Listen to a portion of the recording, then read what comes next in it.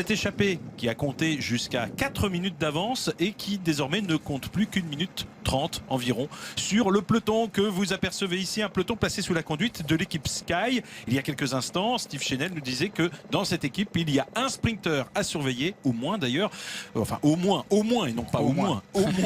Et c'est Elia Viviani, l'Italien de la Sky, qui peut espérer effectivement s'imposer au sprint, mais il y aura beaucoup d'adversaires si l'on termine cette épreuve au sprint comme tout le monde semble l'envisager. Pour l'instant, donc, une échappée de 6 coureurs. Je vous donne la composition. Nico Denz de la formation AG2R La Mondiale, l'Allemand qui a récemment rejoint cette formation. Liuve Vestra de l'équipe Astana. Tomasz Kendis de l'équipe CCC. Steven Tronet donc pour la formation Fortuneo Vital Concept. Berdain de Vries de l'équipe Rumpot. Et Sander Helven, le Belge de la formation Top Sport Vlaanderen Baloise. Voilà donc en ce qui concerne la composition de cette échappée. Ici, c'est l'arrière du peloton. Et est-ce que c'est un leurre d'imaginer qu'on peut éviter un sprint massif? On a vu Steven parler de l'arrivée qui est différente. Là, on pensera surtout au danger de l'arrivée précédente. On en parlera tout à l'heure. Tyler Farrar ici, qui est un ancien vainqueur, mais qui aura pour mission d'emmener Mark Cavendish aujourd'hui. Est-ce que face à tous ces sprinteurs et donc toutes ces formations qui sont intéressées par une arrivée au sprint, il existe un plan B? Steve, le plan B qui consisterait à peut-être s'échapper avant. Évidemment que le plan B, il existe. Maintenant, le mettre en application et réussir, c'était une toute autre histoire. J'imagine que toutes les équipes auxquelles je n'ai cité aucun sprinter ont forcément l'envie de gagner. Évidemment, Steven l'a dit au sein de chez Fortunea Vital Concept, il est certain que leur sprinter a un petit peu moins de chance, moins de probabilité de battre un Kittel ou un Christophe. Donc forcément, ils ont un plan B. Mais là, à la vue des images, je crois qu'il n'y a pas photo. Beaucoup d'équipes veulent une arrivée au sprint. On voit la Sky qui a roulé, on voit l'Auto qui roule, on voit également la Dimension Data qui roule. Il me semble avoir vu également et apercevoir un maillot de la Tinkoff rouler pour Peter Sagan. En tout cas, les équipes vont mettre la plupart de leurs équipiers devant pour justement minimiser ce risque de plan B et arriver sur le circuit final avec un sprint massif. Eric. Oui, pour compléter ce que dit Steve, on peut citer quelques équipes qui pêchent par l'absence de sprinters. On pense à l'équipe AG2R La Mondiale, l'équipe FDJ en l'absence d'Arnaud Démarre, l'équipe Giant Alpecin aussi qui n'a pas dans son effectif un très grand sprinter. Je vois aussi qu'on peut parler de l'équipe CSC qui manque de sprinter. Fortuneo, on vient d'en parler. Rumput aussi, l'équipe néerlandaise Rumput aussi qui n'a pas de sprinter, et même Top Sport Vlaanderen qui donc finalement les équipes, Eric, qui sont représentées à l'avant de la course voilà, déjà par une échappée de baroudeurs, c'est pas un hasard. Et puis on verra s'ils sont capables par la suite de tenter autre chose si cette échappée est rejointe, parce qu'avec 1 minute 30 d'avance simplement à 85 km de l'arrivée, c'est dire si de toute façon on ne prend aucun risque et que l'on a des coureurs qui ne veulent pas finalement laisser la moindre illusion aux coureurs qui ont décidé de se projeter tôt à l'avant de la course. Oui, c'est rien du tout 1 minute 30 en effet. Après, le seul j'ai envie de dire, allié pour les équipes qui n'ont pas envie de sprint massif, on pourra le voir lorsqu'on sera un petit peu plus à découvert, ça peut être déjà la pluie qui m'a l'air d'être un petit peu présente à la vue des tenues vestimentaires des coureurs, beaucoup de 3/4 au niveau des genoux, le petit kawaii qui va bien pour pas avoir froid, les couvre-chaussures. Donc on sait très bien qu'un peloton emmené à 60 à l'heure, les coureurs qui sont justement en préparation en vue de Paris-Roubaix prendront beaucoup moins de risques, peut-être aussi certains équipiers. Donc ça, c'est, j'ai envie de dire, c'est un petit peu à l'avantage des coureurs attaquants. Et puis le vent, on n'en a pas parlé, mais il souffle sur Anvers. Alors il souffle entre 25 et 30 à l'heure, donc on ne le voit pas à l'image puisque les coureurs sont à l'abri dans une forêt. Mais pour avoir couru cette course, les quelques kilomètres qui sont souvent bien à découvert, un simple vent à 15-20 à l'heure peut vite faire la différence. Et d'ailleurs dans le peloton, on court aux avant-postes. On aperçoit Fabian Cancellara juste derrière le coureur de chez la Lotto Jumbo. J'ai vu également Lars Boom aux avant-postes. Et puis là on voit à droite un coureur Cofidis qui s'arrête faire un petit besoin naturel. C'est que ça roule pas très vite. On gère ni plus ni moins la minute 40 d'écart avec les hommes de tête. Mais en tout cas voilà, rien n'est fait. Et on espère qu'il y aura évidemment quelques surprises, même si on se dirige normalement, même si la normalité n'existe pas dans le sport, vers un sprint massif. Alors on vous a parlé des têtes d'affiche qui sont également présents. Fabien Cancellara et Peter Sagan notamment, qui pensent aussi, c'est une évidence, à Paris-Roubaix dimanche. Et Stéphane Garabed est allé les rencontrer au départ pour avoir confirmation sur leur état d'esprit avant d'aborder ce Grand Prix de l'Escaut. Écoutez leur réponse. Je suis ici pour être sur le vélo, m'entraîner sans prendre trop de risques et on verra ce que je peux faire. Mais je vais essayer de faire du mieux possible sans me mettre en danger pour dimanche. Donc il est préférable de rester calme et de rester dans le peloton. Je n'ai rien de prévu de spécial pour aujourd'hui, car j'ai eu un week-end difficile. C'est juste un bon entraînement pour dimanche.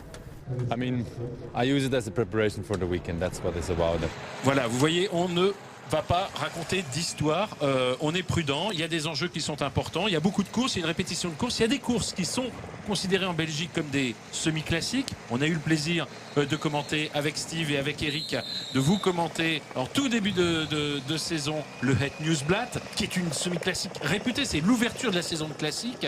Et autant vous dire que quand on prend le départ du Het Nieuwsblad, qu'on s'appelle Cancellara, ou qu'on soit un coureur pur sprinter, comme on a pu le voir dans ce peloton avec Viviani, avec Cavendish, etc. Ou que l'on soit un coureur puncher comme Greg Van Avermaet qui avait pu s'imposer sur le Het Nieuwsblad, on le prend pour s'imposer, on prend le départ pour s'imposer. Quand on est sur le Grand Prix de l'Escaut, certains coureurs se montrent plus prudents, plus réservés. Qu'en est-il justement d'un coureur comme Mark Cavendish? Eh bien écoutez sa réponse, la réponse de celui qui a pu s'imposer dans le passé déjà 3 fois sur cette épreuve. Écoutez la réponse de Mark au micro de Stéphane Garabed. Mon ambition aujourd'hui, être Christophe. Non, je plaisante. Je suis ici avec une équipe très forte de 7 gars et nous allons voir ce que nous allons faire malgré la fatigue.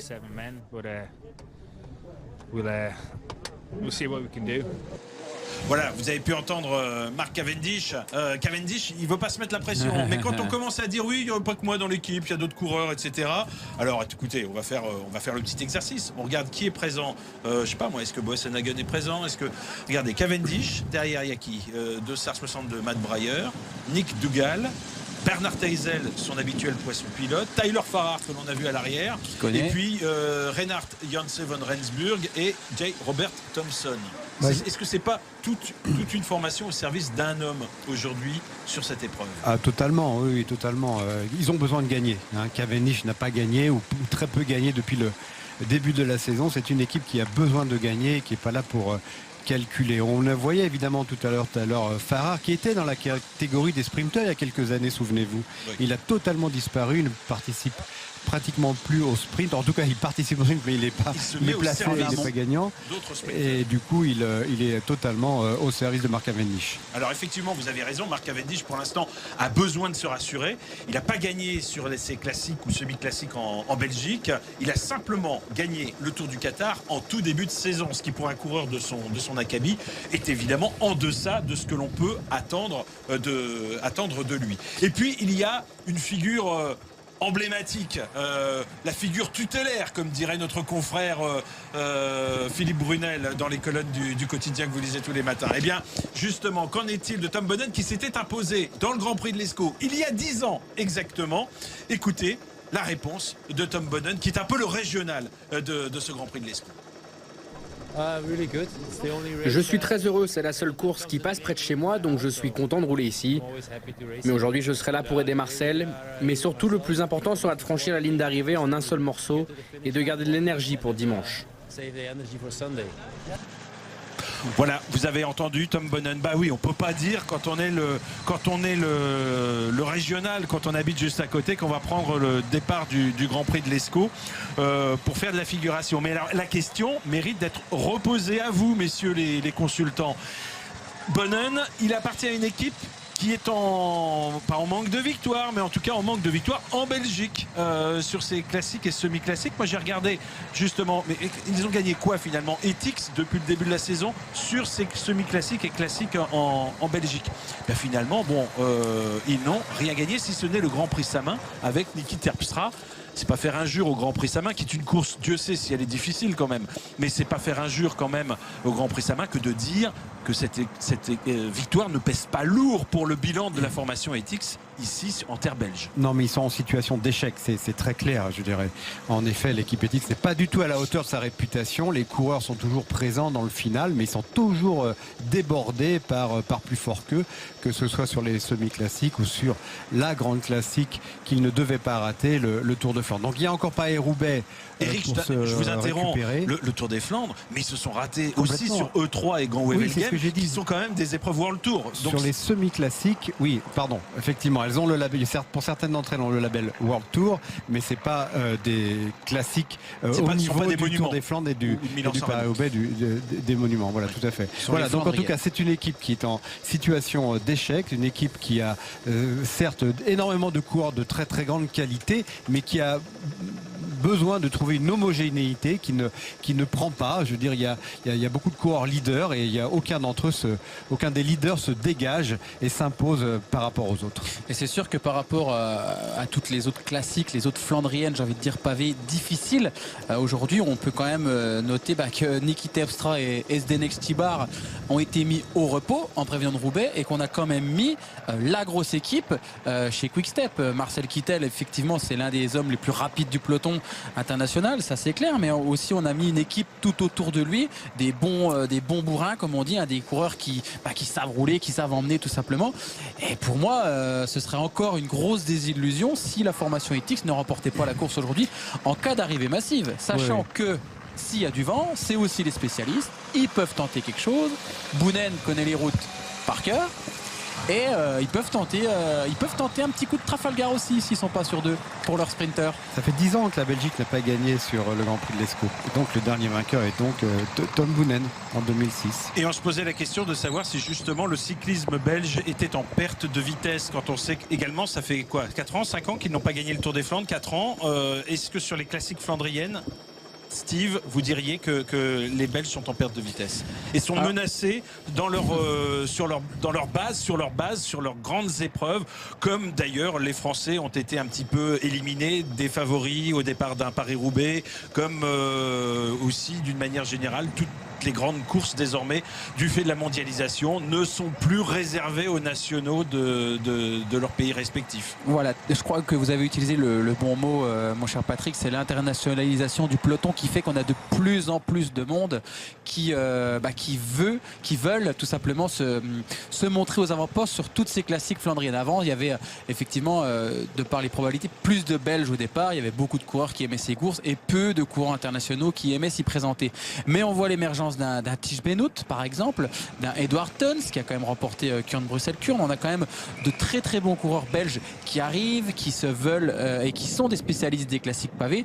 Donc la seule perte de vitesse, j'ai envie de dire qu'on a, c'est qu'on a une génération vieillissante qu'on a connue extra bonne avec les Tom Boonen, mais n'oublions pas qu'il y a encore Greg Van Avermaet qui est belge. On a aussi Philippe Gilbert qui a quitté, j'ai envie de dire, le programme de course flandrien alors que c'était un excellent coureur de ces classiques là. Donc maintenant, voilà, il y a tout simplement plus de coureurs au départ de ces Flandriennes qui ont envie de s'imposer et forcément ça réduit les écarts. Alors, vous avez parlé de coureurs qui ne sont pas tous présents.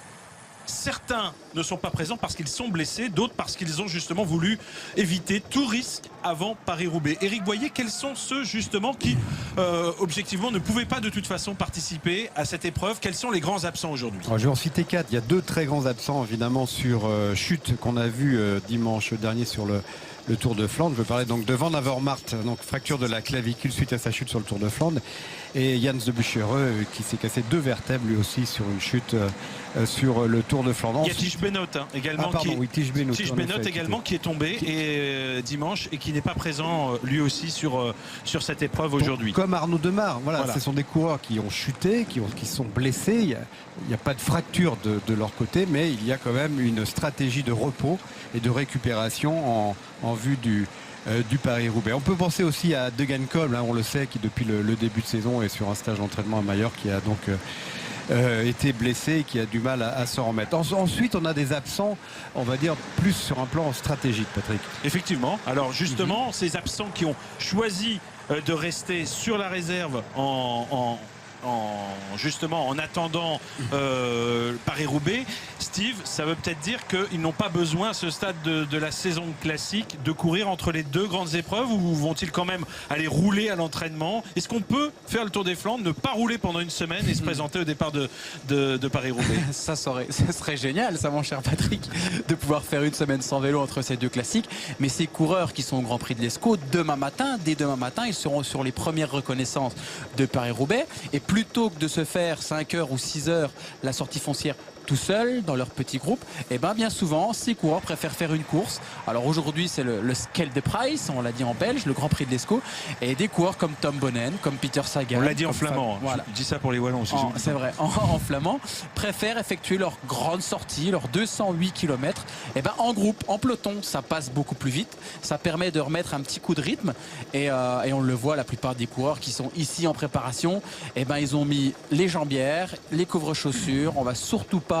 attraper froid, et c'est vrai que moi personnellement j'aimais me retrouver au Grand Prix de l'Escaut, justement, puisque bien souvent le soir des Flandres on rentre à la maison, on a 2 jours entre guillemets off, et c'est important de se remettre dedans, de se remettre dans la course pour pouvoir aller jusque Paris-Roubaix dimanche, qui reste évidemment beaucoup plus importante que ce Grand Prix de l'Escaut.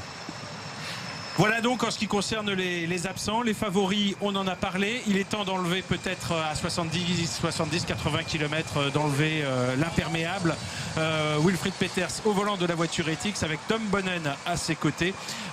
Tom Bonnen qui est toujours un coureur à prendre en considération. On verra s'il fait la course à son compte, celui qui l'a remporté à 2 reprises, ou si, et c'est probablement l'hypothèse la plus vraisemblable, Marcel Kittel sera le sprinter désigné au sein de cette formation Etixx. Et Bonnen, qui n'a d'ailleurs, on l'a pu le remarquer, n'a pas les jambières, et il s'est découvert. Donc ça montre bien que chez Etixx Quick Step, on n'est pas là pour faire de la figuration, on va vraiment faire la course, et il est certain que ce sera tout pour le grand Marcel, qui peut s'imposer pour la 4e fois sur ce Grand Prix de l'Escaut. Il me semble même que lorsqu'on gagne 4 fois la course, vu qu'on est sur la ville des diamantaires, il y a un diamant qui est promis au vainqueur. Donc c'est encore une source de motivation supplémentaire. Bon, par contre, diviser le diamant en 8, un petit peu compliqué. Ah oui, pourquoi en 8? Ah oui, en 8 coureurs, effectivement. Alors les 8 coureurs, les autres en tout cas, Matteo Trentin chez Etixx, Fabio Sabatini, ça va vite aussi ces coureurs. Et puis on a également Van Kersbulk, Richese, Wisniewski et Martinelli. Voilà, vous avez l'image des 6 coureurs qui sont actuellement échappés depuis le 25e kilomètre.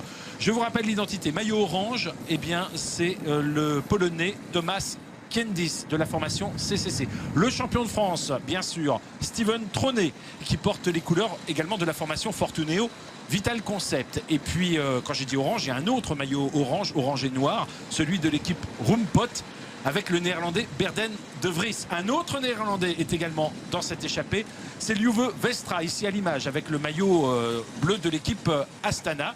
Un Belge, Sander Helven, qui vient prendre le relais en tête de cette échappée. Et Nico Dens, l'Allemand de la formation AG2R, la mondiale. À noter une petite stat, 6 coureurs échappés, 6 coureurs qui découvrent aujourd'hui le Grand Prix de l'Escaut. Ce sont à tous les 6 leur première participation à cette épreuve. 2 minutes et 11 secondes. On était peut-être revenu un peu trop vite sur les échappées, puisque l'écart était redescendu à 1 minute 30. On a laissé un peu de champ. Ce n'est plus un coureur de l'équipe Sky qui règle le tempo, mais un coureur de la formation Katusha, l'équipe d'Alexander Christophe, vainqueur sortant. On tourne une page de publicité, on retrouve juste après Steve Chenel et Eric Boyer après cette page de publicité pour vivre les 75 derniers kilomètres du Grand Prix de l'Escaut. A tout de suite. Moins de 2 minutes d'avance pour les 6 coureurs échappés. L'échappée matinale qui n'a jamais disposé d'une grande marge de manœuvre dans ce Grand Prix de l'Escaut depuis qu'elle est sortie du peloton après 25 km de course environ. Il n'est pas encore 16 heures. Les coureurs sont partis depuis bientôt 4 heures. 4 heures de course bientôt. Et pour l'instant, on a cette échappée qui semble présenter une configuration de course idéale pour les hommes du peloton. Moins de 2 minutes, on a la maîtrise de cette échappée. S'il faut accélérer, on peut le faire. Des équipes sont mobilisées aux avant-postes. Vous voyez notamment la formation Katusha qui a fait un gros travail. L'équipe Sky également. Sky, Katusha sont là évidemment pour leurs sprinteurs respectifs, Elia Viviani et Alexander Christophe. La formation Astana avec Gatis Bukulis à l'arrière de ce peloton, elle est représentée à l'avant de la course avec Liuve Vestra. Vestra qui vient de remporter les 3 jours de la panne. Steve Chenel, il est en forme effectivement, le coureur néerlandais. Il marche très très fort. On l'a vu à l'avant-poste lors de la première étape des 3 jours de la panne et de remporter ensuite le général. Il se baladait carrément le premier jour de la panne. Il était vraiment d'une grande puissance et c'est vrai que d'avoir un garçon comme ça dans l'échappée, eh ben, on a aussi moins facile au sein du peloton que de leur laisser 4, 5 ou 7 minutes, même si effectivement il y a peu de chances que ça arrive au bout. Quand on a des bêtes comme ça ou des hommes très en forme, et ben voilà, on ne joue pas. Au contraire, le voici à l'image, Liuve Vestra. On le voit très facile. Il a même gardé le cache-cou. Il habite dans le sud de la France, donc il ne doit pas être habitué aux températures forcément pas très très bonnes.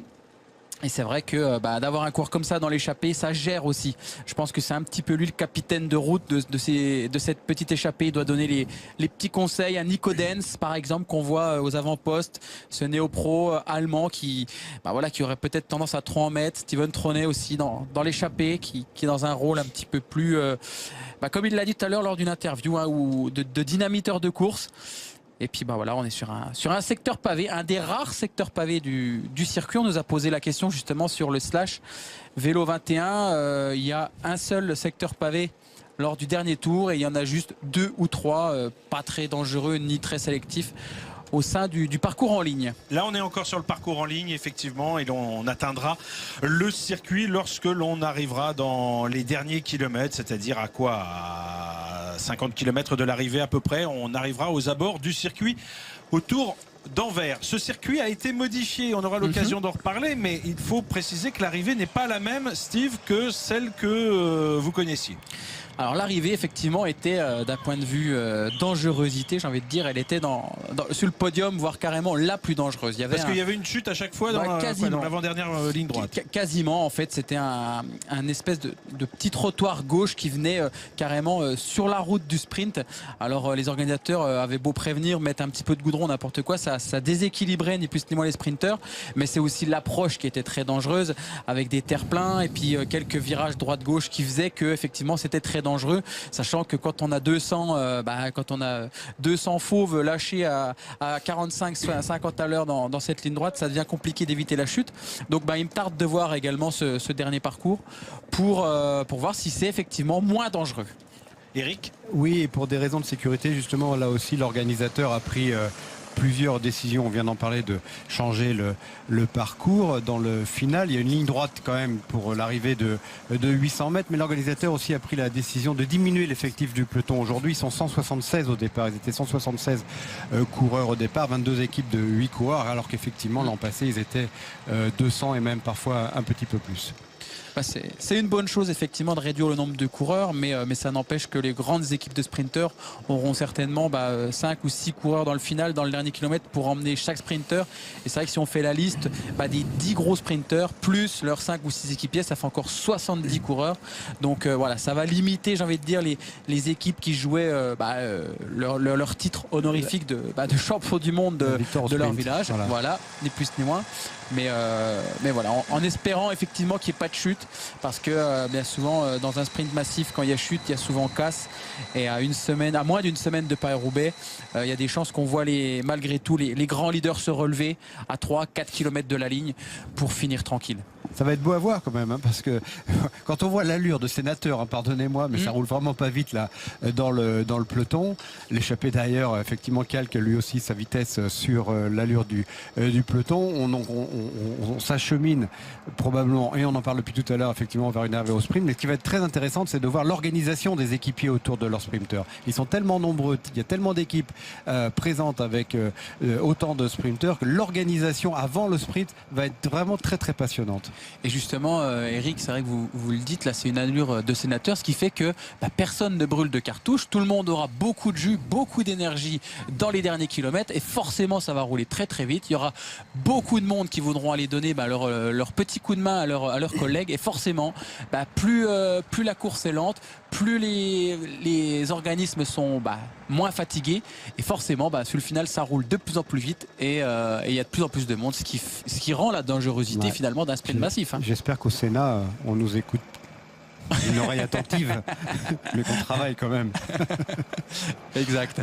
On est entré dans les 70 derniers kilomètres de course dans cette semi-classique, le Grand Prix de l'Escaut, qui va refermer le chapitre des Flandriennes en Belgique. En tout cas, il y a Paris-Roubaix que l'on considère quand même souvent, enfin toujours comme une Flandrienne, mais bien sûr, côté français, Paris-Roubaix, la reine des classiques, et c'est dimanche. Si vous avez la chance d'habiter dans le nord de la France, allez évidemment sur le bord des routes, allez voir cette belle classique. Alors, on a 6 coureurs en tête, mais j'ai envie de dire, eux aussi roulent un train de sénateur. Et c'est normal, il faut peut-être l'expliquer, parce que si on roule pas vite dans le peloton, bah, le but du jeu, c'est également dans l'échappée, Eric, de ne pas rouler vite devant, pour ne pas, bien sûr, gaspiller d'énergie. Là, c'est facile, hein. C'est calculer sa vitesse en fonction de la vitesse du peloton. C'est pas les coureurs échappés qui vont tenir tête au peloton lorsqu'il aura décidé de rouler. Donc, c'est pas la peine, effectivement, de se mettre dans le rouge trop tôt. Lorsque le peloton va accélérer, l'échappée va aussi accélérer. Évidemment, ils vont tenter là de résister. Mais pour le moment, ça sert à rien de se mettre la tête dans le guidon et de tenter de creuser l'écart, parce que le peloton s'amuse un petit peu avec ses coureurs échappés. Et s'ils accélèrent devant, il est certain que derrière, ça va accélérer. Donc, on garde des forces pour le final. Et là, évidemment, tout donner pour tenter de résister. C'est le peloton qui décide finalement. Hein. C'est exactement ça. Hein. De toute façon, devant, s'ils se mettent à rouler à 50 à l'heure à 6, il y aura forcément 6, 7, 8, 9 coureurs qui vont leur montrer que c'est eux les chefs. C'est le peloton, les chefs finalement. Oui, mais à ce moment de la course aussi, loin de l'arrivée, c'est quand même un peu... On dit souvent que le peloton joue au chat et à la souris avec les échappés. Mais là, aussi loin de l'arrivée, c'est un peu le contraire. C'est-à-dire qu'on teste, comme un enfant qui grandit, une échappée teste un petit peu le peloton en se disant tiens, on va encore un peu ralentir, voir si... Non, c'est pas un peu ça aussi parfois, voir jusqu'à quel point on peut ralentir pour finalement que le peloton se désintéresse au maximum de cette échappée et en garder un petit peu, parce qu'il est clair que c'est plutôt à 20 ou 30 km de l'arrivée qu'il faudra en avoir sous la pédale, comme on dit. Non, c'est certain. Après, le peloton, voilà, je pense qu'il s'occupe un petit peu, mais pas plus que ça, de l'échappée. On le voit à 1 minute 10. Si vraiment le peloton avait envie de jouer avec les 6 coureurs, ils auraient laissé au moins 2 minutes 30, parce que là, le peloton s'expose quand même à quelques contres pour boucher, et ainsi, au lieu de se retrouver à 6 devant, ils peuvent se retrouver à 10, et à ce moment-là, l'échappée serait un petit peu plus dangereuse. Mais on le voit dans le peloton, on commence à se découvrir tout doucement. On va arriver sur le circuit final, un circuit très sinueux, comme on l'a dit, et effectivement, il faut mieux être aux avant-postes. Donc, en étant forcément aux avant-postes, bah, ça demande au peloton de rouler un petit peu plus vite, de relancer, et puis bah, finalement devant, et bah, si l'échappée n'arrive pas à creuser, et si le peloton en a décidé autrement, et bah, plutôt que de griller toutes ses cartouches et se faire reprendre à 20 km, et ben tant pis, j'ai envie de dire, on rend les armes, on va pas forcément plus se battre que ça. 66 km 400 de l'arrivée, 1 minute d'avance. Pourquoi essayer de rouler à 60 à l'heure, sachant que c'est quasiment, là on peut le dire, c'est peine perdue, même si bah voilà, rien n'est fait. Mais bon, là 1 minute dans ces conditions là, honnêtement, devant, je pense qu'il n'y en a pas un qui songe une seule fois où ça lui a traversé l'esprit de se dire qu'il pouvait jouer la victoire. Ça, c'est clair. Et on voit Sean Deby qui fait son boulot d'équipier. Il a été chercher les affaires de toute son équipe, donc de André Greipel, également du poisson pilote de André Greipel, pardon, qui n'est autre que Marcel Seeberg. Il se ravitaille et on va arriver donc sur des routes un petit peu plus larges, qui vont nous emmener les coureurs et qui vont nous emmener également vers le circuit final. Et on voit que le peloton se met un petit peu à rouler vite. Voilà. Tout doucement. Alors on voit quand même qu'il y a toujours des coureurs d'équipes différentes qui viennent rouler en tête du peloton. Il n'y a pas si longtemps, on voyait une équipe assumer le poids de la course. Est-ce que c'est valable uniquement dans les courses par étapes, quand chacun défend un statut, ou est-ce qu'aujourd'hui les temps ont changé et que aussi loin de l'arrivée, on ne voit pas une seule coureur assumer le poids de la course, mais bien plusieurs former une sorte d'union sacrée en mettant chacune un coureur? Mais là, je crois que c'est clair. Les équipes sont là, elles annoncent la couleur, point barre. Avant, on avait tendance à vouloir jouer. Non, on va attendre, on va laisser telle équipe faire. faire et puis on sortira au dernier moment. Vous avez connu quand même cette époque, c'est pas si vieux oui, que ça. c'est vrai, c'est pas si vieux que ça. Tout le monde se regardait en se disant qui va Allez-y, craquer en premier. Allez brûler toutes vos cartouches. Mais là non, on a dans chaque équipe de sprinters 2 voire 3 coureurs qui sont justement enrôlés dans cette équipe pour ça, pour aller devant, pour rouler, pour assumer le poids de la course et pour que ça arrive au sprint. Et aujourd'hui, voilà, les équipes qui sont présentes aux avant-postes, c'est clair et net. Ils ont un sprinter dans leur équipe. Ils font tapis sur ce coureur, comme on dit, c'est-à-dire ils jouent leur carte à fond. Et c'est clair qu'au sein de la Cannondale, par exemple, on va jouer la carte ni plus ni moins de Wouter Wiper, le jeune sprinter hollandais. Chez Lotto, c'est Greppel. Chez Tinkoff, c'est Sagan. Chez Sky, c'est Viviani. On voit en arrière rideau la Dimension Data qui est là, c'est pour Cavendish. Et même la formation FDJ, qui n'a pourtant pas de pur sprinter, j'ai envie de dire, puisque leur sprinter maison est blessé, est aux avant-postes. Alors voilà. Le sprinter, justement, ça m'amène à la question que l'on nous pose avec le hashtag Vélo21. Et qu'en est-il des chances françaises? Éric Boyer, justement, à la FDJ, en l'absence d'Arnaud Démare qui soigne ses brûlures en vue de Paris-Roubaix, est-ce que l'on peut briller sur cette épreuve et avec qui? Ça va pas être facile. Ça va pas être facile du tout. Marc Sarrault a peut-être sa première grande chance sur une semi-classique en Belgique. C'est l'un des jeunes sprinteurs de l'équipe. Oui, bien. Quand on a justement une réputation venant des amateurs de sprinteurs et que justement là il y a des ouvertures, il faut en profiter. Donc à lui de jouer en effet. Maintenant chez Cofidis, on a aussi le jeune Florian Sénéchal. N'oubliez pas qu'il a quand même une très très belle pointe de vitesse, mais lui il a aussi la tête à Paris-Roubaix aujourd'hui. On a évidemment chez Direct Énergie, on a Adrien Petit qui est quand même un sprinter, même si on sait bien qu'il a beaucoup de difficultés à rivaliser avec les meilleurs, mais enfin il doit se remémorer qu'il a été au moment où il est passé chez les professionnels, qu'il est arrivé avec une réputation de sprinter, donc à lui aujourd'hui de savoir tirer son épingle du jeu. Donc chez Fortuneo Vital Concept, écoutez, c'est difficile de trouver un sprinter français. Maintenant, ils peuvent tout de même essayer de sortir dans le final, même si là évidemment on a un coureur qui a anticipé, qui est dans l'échappée avec Steve Tronet. Bon, chez AG2R La Mondiale, Damien Gaudin, on sait que c'est quand même un coureur qui est un redoutable finisseur. Parfois, à son avantage sur le Tour des Flandres. Tout à fait, bien sûr. Damien Gaudin, bien sûr. À l'arrivée, il est relativement loin. Il était présent avec les meilleurs dans le final. Voilà, donc ça sera évidemment un petit peu difficile pour un Français d'aller gagner cette épreuve. Mais à eux d'être bien inspirés justement pour éviter d'avoir à en découdre au sprint. Ali Benassen vous demande pourquoi, peut-être Steve, vous avez un élément de réponse, pourquoi Nasser Boigny est-il absent aujourd'hui vu le gratin du sprint? Nasser Boigny qui, rappelons-le, a déjà gagné 3 victoires en World Tour, une étape sur Paris-Nice, 2 étapes sur le récent Tour de Catalogne. Il n'est pas présent sur le Grand Prix de l'Escaut. Nasser, il a effectué une coupure, j'ai envie de dire, après un début de saison assez bon justement, et puis assez conséquent, même avec pas mal de jours de course. Donc il peut pas être mis sur toutes les courses malheureusement qui finissent au sprint. Donc là, il a repris l'entraînement. J'ai suivi son actualité via les réseaux sociaux il y a quelques jours. Donc Nasser n'est pas là.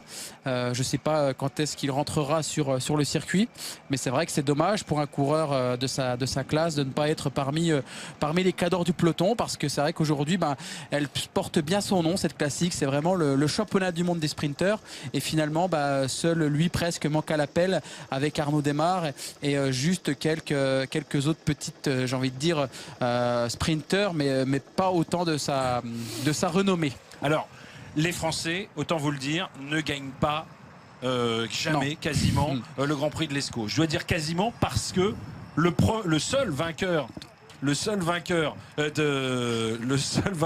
vous dirai pourquoi je me marre après.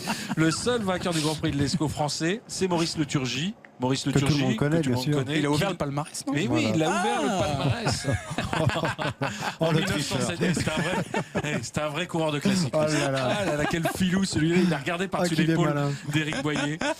Non, je me marrais parce qu'à un moment, ils se sont regardés, mes deux consultants, et nos deux consultants, je ne vais pas me les accaparer, mais ils se sont regardés, et en fait, parce qu'il y avait Eric qui connaissait la réponse, Eric et Steve a cru un instant qu'Eric avait gagné le Grand Prix de l'Escaut.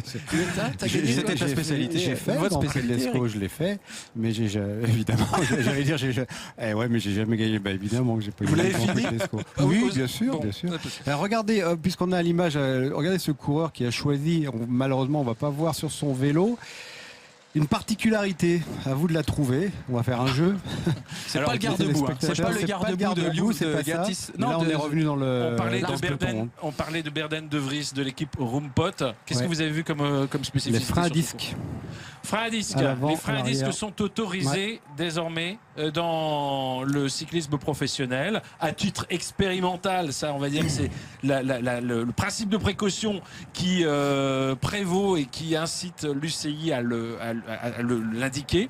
Mais on a même une équipe, la formation Lamprey, qui a décidé de généraliser le frein à disque dans son équipe. Elle n'est pas présente sur le Grand Prix de l'Escaut, mais on a aussi des tentatives isolées de certains coureurs. Est-ce que c'est encore vraiment une période de test ou est-ce que des coureurs peuvent dire non, maintenant je veux courir avec des freins à disque? On avait un coureur sur le Tour des Flandres, hein, donc dimanche dernier, un coureur de l'équipe Lamprey qui était avec les freins à disque. C'est pas ça le frein à disque, hein, je vous le dis. Non, c'est pas ça. Par contre, c'est un vélo de classique.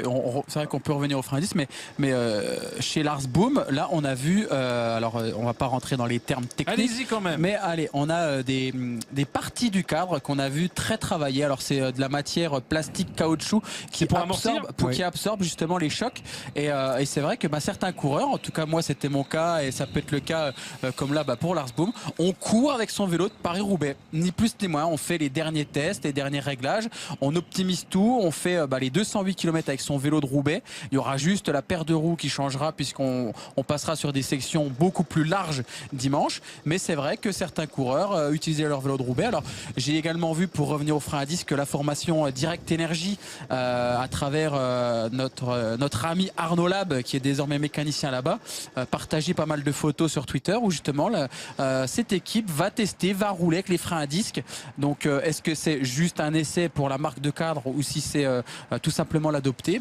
Une réponse dans les prochains jours. Alors on a eu apparemment un incident à l'arrière du peloton, peut-être un ralentissement, une chute. On a vu quand même des coureurs juste sur la vue aérienne précédente revenir à l'arrière du peloton. Je me demande s'il n'y a pas eu une chute, mais en tout cas ça a échappé à la vigilance des caméramans ou peut-être simplement un ralentissement il y a donc quelques instants. On est dans les 60 derniers kilomètres de course. Je vous rappelle qu'il y a toujours 6 coureurs échappés. Nico Dens pour la formation AG2R la mondiale, les Néerlandais Liviu Vestra et Berden de Vries. Pour CCC, nous avons Thomas Kiendis, un Polonais, et puis également le Belge Sander Elven de l'équipe Top Sport et le champion de France, Steven Tronet de la formation Fortuné au Vital Concept. Alors là, ça roule. Alors je reconnais très très bien cette route. C'est la dernière des grandes routes avant de rentrer sur le circuit final et le peloton qui s'agite forcément puisqu'on va rentrer sur le circuit final par le secteur pavé que les coureurs emprunteront finalement donc à 4 reprises. Le premier passage dessus plus les 3 tours de circuit finaux. Et forcément, malgré qu'il reste, il va rester un peu plus de 50 km de l'arrivée, on veut être aux avant-postes sur ce secteur pavé. Il y a un premier virage droite, donc déjà c'est sinueux. Si on est mal placé, on prend le coup d'élastique, comme on dit. Et forcément, les sprinteurs, ils veulent vraiment garder toutes leurs cartouches et ils sont aux avant-postes. Et on voit la formation Cofidis qui est là avec Michael Van Steyen, le Belge qui a gardé son maillot noir. Alors un peu en retrait. Un petit peu en retrait. Il est d'Anvers. Il connaît très très bien la région et la course. Donc voilà. Il reste placé aux avant-postes. On a vu la formation Katusha. Et là, on voit les échappés qui sont dans la partie sinueuse du parcours et qui rentrent, comme je l'ai dit, sur le secteur pavé. Le fameux, Patrick, secteur pavé qui s'appelle le Brochtact. Voilà, j'avais oublié. Brockstraat. Pardon, j'ai pas l'accent. Hein. 4 fois sur ce secteur pavé, ils vont passer un secteur pavé qui fait 1700 mètres. Alors, et c'est du beau pavé, j'ai envie de dire. C'est ce que je voulais quand dire. même. La route est large, c'est propre, les pavés sont pas disjoints. Donc ça ne devrait pas poser de problème. C'est presque du pavé parisien, ça. Enfin, en tout cas, sur cette image, on a quand même l'impression que c'est un pavé bien régulier. Je connais des pavés à Paris, d'ailleurs, qui sont en bien plus mauvais état. Allez faire un tour sur la plus belle avenue du monde, vous verrez tout de suite la différence. 35 secondes, hein, c'est même Quick-Step qui rentre en tête. Ça va rentrer. Alors est-ce que c'est judicieux de rentrer si vite, je pense que les coureurs là en tête du peloton vont obtenir l'information et vont ralentir s'ils estiment que c'est trop tôt, accélérer s'ils estiment que ça vaut le coup de mettre le feu. On aura une réponse très vite. Steve, cette diminution de l'écart est due peut-être à la volonté de certains coureurs de rentrer bien placés sur ce secteur pavé pour éviter un chute, même si la course n'est pas tendue à ce moment-là. C'est exactement ça, Patrick. Les coureurs qui sont aux avant-postes. Si vous partez, je vais faire le consultant moi aussi. Hein. Mais c'est exactement ça, on le voit. Il y a Tom Boonen qui est aux avant-postes. On a vu également dans la roue Fabian Cancellara. Mais tout le monde veut être aux avant-postes justement pour éviter, et on va le voir à la sortie de ce secteur pavé, une route nationale dégagée le long du canal qui en général fait bien mal aux jambes puisque le vent est bien souvent de côté et aux dernières nouvelles le vent souffle assez fort et alors là on va reprendre le pavé, c'est le seul petit endroit où on peut peut-être enlever sa gaba pour Guillaume Van Kiersbull. Ah non, on la jette et on revient sur le pavé. Alors un petit peu moins propre. Ça vaut pas cher. Non, c'est donné. Ouais, c'est donné. On est à nouveau. C'est une blague, hein, entre guillemets. On est encore sur le pavé. Vous allez voir, il va y avoir quelques petits trous. Et ensuite, quand on sortira de ce secteur, on tournera sur la droite, sur la nationale, qui est toujours bien dégagée, bien exposée. Et malgré la distance qui nous sépare de l'arrivée, il vaut mieux être aux avant-postes. Encore une fois, et regardez devant, ça roule. Hein. Chez Wanty, on veut être devant, on veut être aux avant-postes. Même chez FDJ, on ne veut prendre aucun risque. Au contraire de Damien Gaudin qui lui est vraiment en préparation pour Paris-Roubaix. Donc il est dernier du peloton. Tant pis. C'est pas grave si par malheur il y a des cassures dans le peloton. C'est pas un enjeu visiblement aujourd'hui pour lui. Il a les regards tournés vers Paris-Roubaix. Je pense qu'il faudrait peut-être demander à son directeur sportif, mais effectivement beaucoup de coureurs, notamment au sein de la formation AG2R La Mondiale, qui n'a pas de sprinter.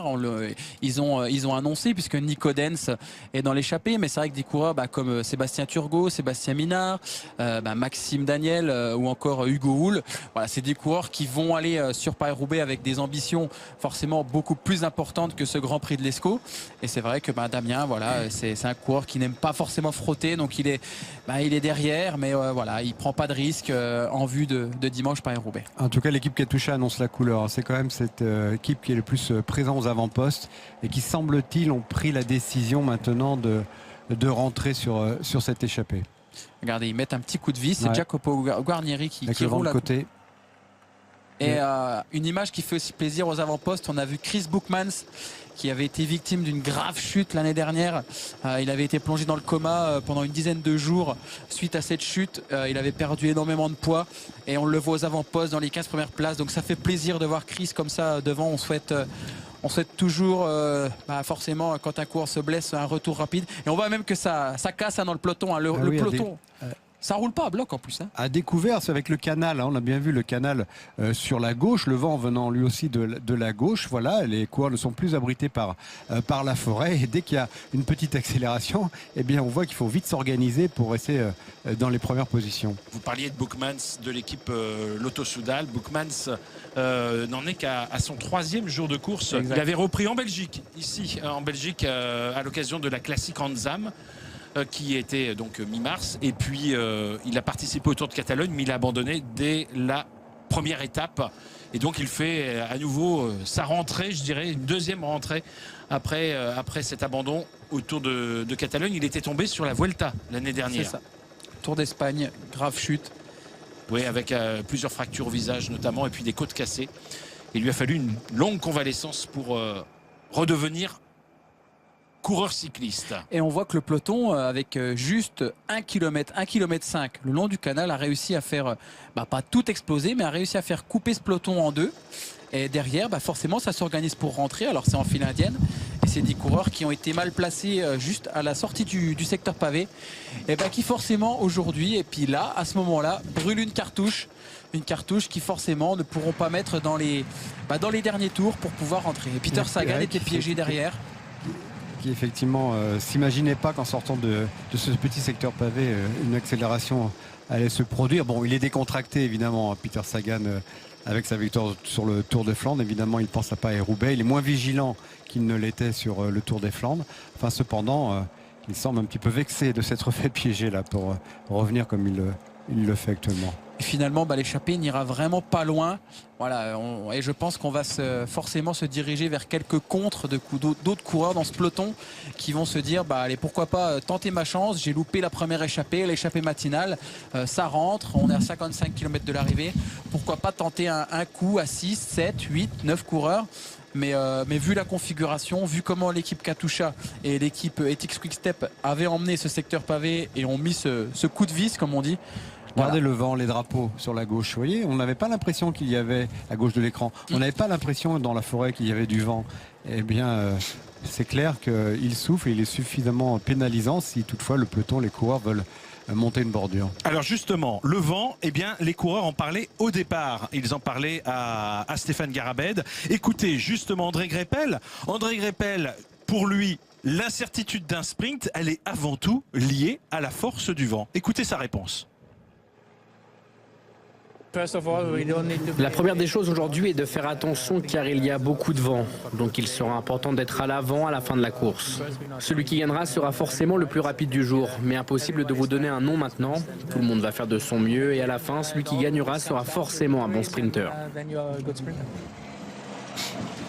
Vous avez entendu quand même l'un de ceux qui fait réellement figure de favori. Il y en a un autre en tout cas qui refuse justement de se considérer comme un favori. Mais pour qui le vent? Eh bien écoutez, justement, le vent a une importance. C'est Alexander Kristoff, le vainqueur sortant de ce Grand Prix de l'Escaut. Tous les meilleurs sprinteurs du monde sont présents, donc ce sera un duel difficile, mais je ne me vois pas comme un favori, même si j'ai gagné ici l'année dernière, car les meilleurs sprinteurs n'étaient pas présents.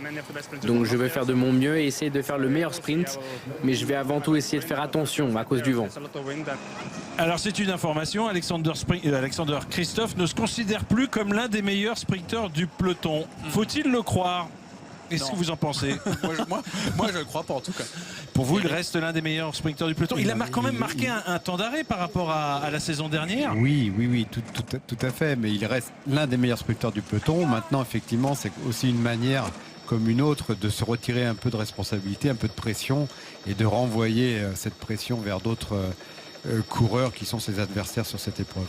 Alexander Kristoff, vainqueur sortant, il a 28 ans et c'est vrai que l'année dernière, il a ébloui tout le monde, mais peut-être pas tant d'ailleurs en début de saison que par la suite. Il a fait, je regardais justement un début de saison cette année tout à fait conforme à ce qu'il avait fait l'an passé. C'est vrai que l'année dernière, il avait gagné Milan-San Remo, alors ça a marqué les esprits en début de saison, mais si on regarde finalement depuis le début de l'année, il a quand même gagné déjà 6 victoires, 3 étapes sur le Tour du Qatar, 2 sur le Tour d'Oman, ça c'est vieux, mais il a quand même récemment gagné sur les 3 jours de la panne. Donc Alexander Kristoff, il a cette pointe de vitesse toujours quand même assez efficace. Oui, et puis dimanche dernier sur le Tour de Flandre, c'est quand même celui qui va faire 4e, donc derrière les 3 qui gagnent le sprint du groupe de chasse derrière les 3 coureurs de tête. L'équipe AG2R avec Turgot a décidé de faire la course.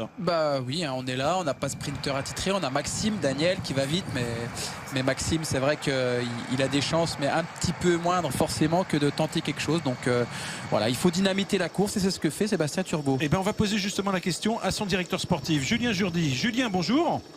Bonjour à vous. Alors on voit aux avant-postes, on voit l'un de vos coureurs qui a décidé de rouler et on le disait justement, Sébastien Turgot est en tête, mais il n'y a pas vraiment de sprinter au départ. Pourquoi roule-t-il en tête et quelle est un petit peu votre stratégie aujourd'hui? Y en a-t-il ou êtes-vous là à l'entraînement avant Paris-Roubaix? Non, à l'entraînement c'est un grand mot. À chaque fois qu'on met un dossard, on a quand même envie de bien faire. Donc voilà, on est quand même parti avec des ambitions, même si on sait que ça sera compliqué pour nous vu le profil de la course et la qualité des sprinteurs présents aujourd'hui. Voilà, mais c'est clair que Sébastien avait envie de faire des efforts, donc il avait envie de déjà prendre l'échappée au départ, il l'a pas prise, c'est Nico Denz qui l'a prise. Et voilà, donc ça m'étonne pas de voir Sébastien un petit peu à l'attaque, il voulait un petit peu se rassurer après son abandon du Tour des Flandres. Voilà, donc on se doit un petit peu nous de dynamiser cette course. Voilà, on va miser un petit peu sur Maxime au niveau de l'emballage final avec Bac de Nas. Mais bon, voilà, on est un ton en dessous par rapport aux principaux sprinteurs d'aujourd'hui. Parlez-nous de Nico Denz qui était dans l'échappée aujourd'hui. Ce coureur allemand, on le connaît mal, il a 22 ans et c'est sa 2e année professionnelle sous les couleurs de la formation AG2R. Oui, ma première année l'année dernière, il a commencé au mois d'août avec nous. Donc on va dire que c'est sa première vraie année en 2016. Voilà, un Allemand qui était au centre de formation à Chambéry et qui a des bonnes qualités de vitesse, qui frôle très très bien. Et voilà, il a découvert les classiques flandriennes cette année. Il y prend goût. Voilà, un bon petit garçon, voilà, très ambitieux, très très professionnel. Voilà, j'espère qu'il pourra progresser au fil des saisons. En vue de Paris-Roubaix, est-ce que vos coureurs vous ont rassuré? On sait que pour toutes les équipes françaises, évidemment, c'est une classique avec une saveur particulière. Et on sait également que des coureurs comme Godin et Turgot y ont brillé dans le passé. Oui, tout à fait. C'est vrai qu'on avait eu un petit peu peur à Gand-Wevelgem, on est passé à travers. Et c'est vrai que le Tour des Flandres dimanche a permis de rassurer un petit peu l'ensemble de l'équipe. On a vu un Damien Godin assez performant malgré ses grosses lacunes de placement. Voilà, et paf, ça c'est fait. Voilà, exactement. Et voilà, donc après c'est clair qu'on est à un autre niveau au Flandre, mais ça a permis physiquement d'avoir qu'on avait quand même des choses à faire et que Paris-Roubaix est sûrement la dernière classique pavée qui nous correspond le mieux. Et Sébastien Turgot et Damien Godin et Sébastien Minnaert également, je pense, auront leur mot à dire avec bien sûr de l'anticipation à un moment donné dimanche. Mais voilà, l'état des troupes est plutôt intéressant à quelques jours de Roubaix. Eh bien, je vous remercie. On a Steve Chenel à côté de nous. Steve Chenel qui est passé, ans à la maison. Voilà, effectivement. Bonjour Steve. Salut Julien. Eh ben, je souhaite une bonne chance à toute l'équipe AG2R. J'ai eu discuté avec Seb Minnaert justement ce matin qui était dans cette fameuse semaine sainte avec l'Escaut et Roubaix. Donc je vous souhaite à tous une bonne chance évidemment. Steve Chenel. Merci Steve. Steve qui a pratiquement porté le maillot de toutes les équipes françaises. Et puis vous savez quoi, il fait la même chose maintenant qu'il est consultant. Ouais, c'est ce que j'allais dire. J'ai l'impression qu'il a dit qu'il est multicarte. Merci Julien, sympa. Allez, merci beaucoup Steve. Tu m'appelles pas pour le Pays Basque, tu m'appelles pas, c'est pas toi qui m'appelles au Pays Basque. Non, quand même pas. Non, t'inquiète. On vous laisse si vous voulez. Voilà, c'était Julien Jourdi, le directeur sportif de l'équipe AG2R, la mondiale. Merci à vous. Alors, on vient en tête parce que ça a bougé justement devant. On avait une échappée de 6 coureurs qui a été reprise par le peloton. Et là, on a 2 hommes qui sont sortis. On est dans les 50 derniers kilomètres, mais surtout, on est sur le circuit. Alors, bon, c'est pas un circuit, c'est pas le circuit des Champs-Élysées. Hein, c'est pas le circuit, c'est pas un petit circuit non plus. Qu'est-ce qui se passe habituellement sur ce circuit au Grand Prix de l'Escaut?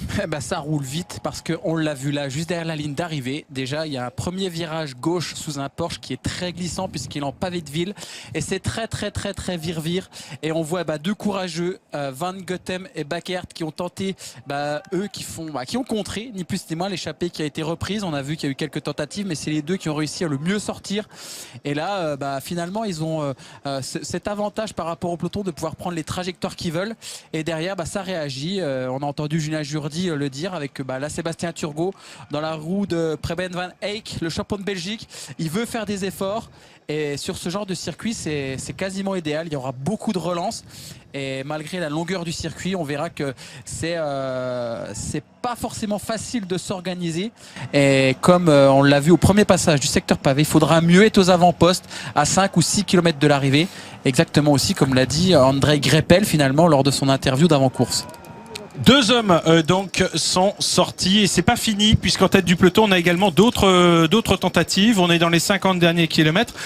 On va essayer de se distinguer. Est-ce que le vent est très présent sur ce circuit contrairement ou de la même façon que ce que l'on a pu voir auparavant. Auparavant, on a vu qu'il y avait quand même des portions qui étaient exposées. Est-ce que sur ce circuit, le vent peut avoir encore une action importante? Alors là, on peut le voir à travers les images. On est quand même dans du bois, on est dans des petits lotissements. Donc là, on le sent beaucoup moins le vent. Il est beaucoup moins présent. Il va jouer pas vraiment un grand rôle. Par contre, à la sortie du secteur pavé, donc le long du canal, comme l'a dit aussi tout à l'heure Eric, la force du vent est décuplée puisqu'on est à l'abri de rien.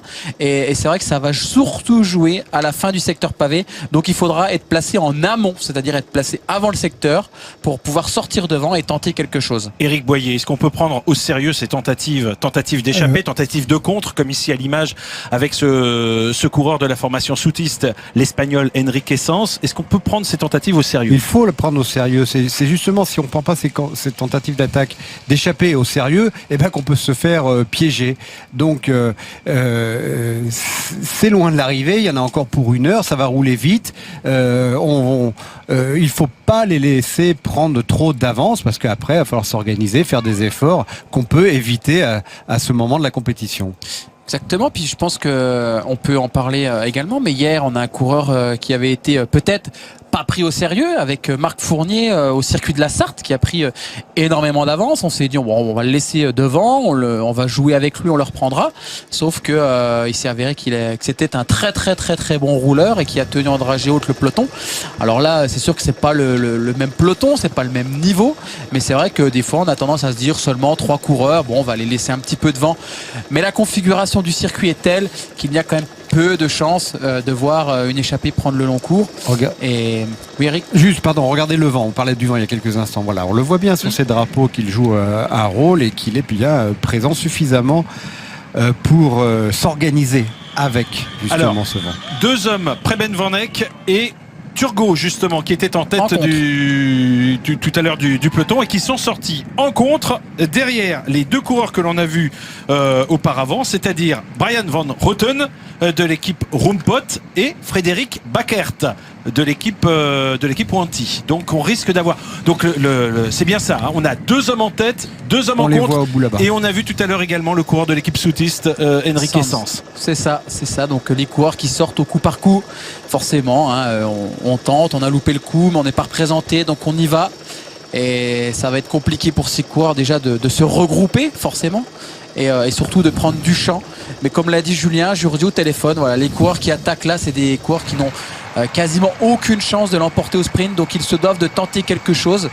Et quand on se doit de tenter quelque chose, bah voilà, on anticipe, on essaye de le faire de loin. Et c'est vrai que c'est une bonne chose pour ces coureurs de faire des efforts avant Paris-Roubaix. Voilà les 2 hommes de tête, Van Roten et Backert. Ils se retournent quand même. Alors forcément ils sont à 2, c'est plus facile si on se retrouve à 4. Sébastien Turgot il fait la même. Alors ils n'ont aucune envie, c'est de rentrer. Alors, Sébastien Turgot il a ouvert la veste, hein. Forcément il a chaud. Quand on est devant comme ça, voilà, on fait des efforts, on a le palpitant qui monte. Mais il vaudrait mieux l'avoir, c'est dommage qu'il l'ait gardé quoi. Mais alors j'ai remarqué une chose, c'est qu'il est en combinaison en dessous. Donc forcément quand on est en combinaison on a un petit peu de difficulté à enlever le maillot et à le mettre sous son maillot de course. Donc là voilà. Et quand on est derrière le peloton, voilà, on le voit. Dès qu'il y a un virage, la relance, elle fait mal, elle pique. Et c'est le cas pour les coureurs. Voilà, Van Roten et Backert à l'image, avec Backert en première ligne, les 2 coureurs qui ont déjà participé une seule fois à ce Grand Prix de l'Escaut l'an passé. Backert qui est un petit peu... Ce sont 2 beaux gabarits hein, quand même. Hein. Ouais. 1m88 pour Backert, 1m86 pour Van Roten. Van Roten de l'équipe Roompot qui était représenté déjà tout à l'heure par un coureur dans l'échappée. C'était le néerlandais Berden de Vries. On a une belle illustration, Patrick, pardonnez-moi, je vous coupe, du frein à disque sur la roue avant. Du coureur de chez Roompot, voilà. Mais apparemment chez Roompot, donc on a plusieurs coureurs qui, peut-être même tous les coureurs, sont en frein à disque. Et justement une question avec le hashtag Vélo21. Une question pour vous, Steve. Est-ce que, à titre personnel, en plus maintenant vous n'êtes plus dans une équipe, donc vous pouvez parler librement. Est-ce que vous êtes favorable aux freins à disque ou est-ce que c'est un truc de manufacturier pour faire vendre des freins à disque ou des vélos? J'ai plus la contrainte d'un sponsor pour dire que c'est très bien ou c'est que c'est moins bien. C'est sûr ça, c'est vrai? Oui, c'est sûr. Bien sûr. Alors effectivement, j'ai eu la chance de pouvoir tester les freins à disque d'un point de vue personnel en cyclocross. Ah mince, c'est vrai qu'il fait du cyclocross. Oui, mon cher. Chez G4, il va pas pouvoir parler. Voilà. Non, mais j'ai eu la chance de tester, donc je trouve que c'est un outil forcément très bon, au même titre que quand le frein à disque arrive en VTT contre le V-brake, tout le monde voulait passer en frein à disque. Alors après sur la route, j'ai jamais essayé, mais il me semble, du moins c'est mon simple avis, que sur des courses comme le Grand Prix de l'Escaut où le freinage n'a pas forcément un rôle ultra important, c'est pas nécessaire. Après, sur certaines courses, dans une descente de col, un Giro d'Italia, quand il pleut énormément, peut-être. Mais là, on le voit très bien à l'image. C'est super bien illustré. Est-ce bien nécessaire? Je sais pas. On parle de dangerosité, du disque qui chauffe. À une époque, on a interdit les Spinergy. Vous voyez, je parle quand même de roues que j'ai jamais utilisées, qui étaient tranchantes. Là, ce disque qui tranche. Eric, je crois que vous avez connu les Spinergy. Oui, bien sûr, j'ai connu les roues. Donc là, c'était les rayons, faut expliquer, c'était des lames. C'était des lames à la place des rayons. C'était des couteaux. C'était tout simplement des couteaux de boucher. Et effectivement, en cas de chute, on pouvait se blesser gravement et ça a été donc très vite interdit. Et là, la pluie qui refait son apparition. Alors, les coureurs avec les freins à disque qui l'utilisent justement sous la pluie vont pouvoir dire c'est fantastique, on n'a pas cet effet humide pour piler. Est-ce vraiment nécessaire ou pas par rapport justement à ceux qui n'ont pas de freins à disque? Eh ben ça c'est la question. Eric, vous avez un avis sur vous avez été justement manager d'une équipe qui n'avait pas encore bien sûr été confrontée à ce problème. On parlait des roues avec des lames à la place des rayons. Est-ce qu'on se pose selon vous vraiment la question dans les équipes d'utiliser les freins à disque désormais ou pas? Il faut les tester. Oui, la question elle est posée. Ça c'est un frein à patin. Maintenant, il faut tester tout ça. Et justement, peut-être que le test réalisé comme aujourd'hui sur une course où il n'y a pas vraiment de difficulté, voire pas du tout, où c'est pas dangereux, parce qu'on voit bien que les coureurs ne font pas la course. La course, elle débute réellement à ce moment-là.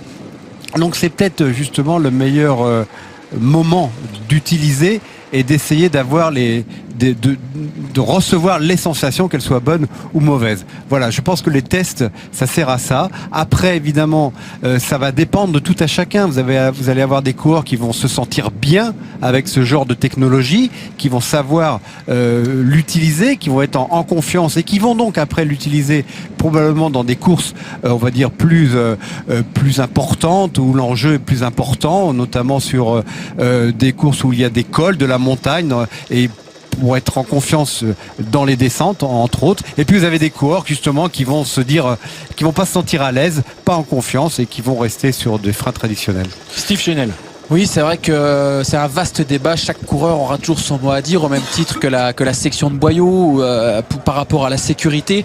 Mais c'est vrai que et que dans chaque équipe, il faut le préciser, il y a des contraintes, pub, des contraintes marketing qui font qu'on n'a pas forcément le choix. Et on l'a vu. Il y a deux coureurs, un qui est en disque, un qui est en patin.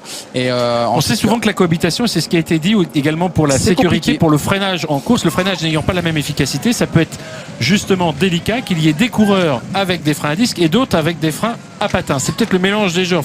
Est-ce qu'il ne faudrait pas que tout le monde soit en frein à disque, ou est-ce qu'on peut justement imposer le frein à disque demain d'ici quelques mois ou quelques années à tout un peloton?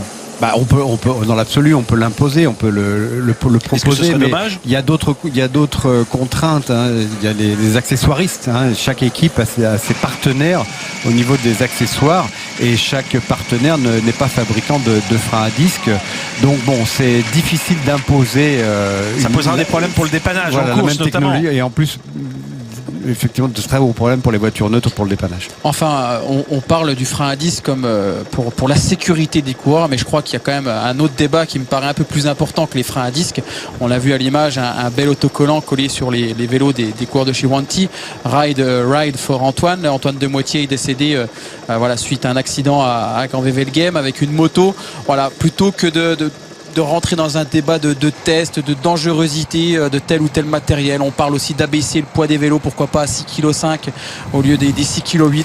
Je crois qu'il y a d'autres problèmes à régler avant de pouvoir... Vous voulez dire que le matériel n'a pas une grande importance sur la sécurité des coureurs? Parce que ça a été quand même une partie prenante du débat après le décès de ce coureur, Antoine Demoitier, de dire qu'en matériel, on prenait aussi beaucoup de risques en faisant des vélos de plus en plus légers, avec des cadres parfois qui se brisent plus souvent. Ça c'est sûr, ces derniers temps, à chaque chute on voit la fourche elle est cassée ou forcément c'est le haut banc arrière. Là on nous parle du freinage qui est forcément plus puissant, mais s'il est plus puissant, il y a forcément une contrainte de force qui doit être mise différemment sur le cadre. Mais voilà, encore une fois, on est toujours dans une évolution permanente du matériel d'un point de vue marketing. Mais avant de parler de ça, je crois qu'il faut régler ces autres problèmes de sécurité en amont, par exemple avec ces fameuses motos ou comme là il pleut, c'est le charme de la course. Faut-il courir quand il pleut? Non, quand même pas. On va pas se poser la question. J'aimais pas la pluie, moi, Patrick. Donc il faut le froid surtout.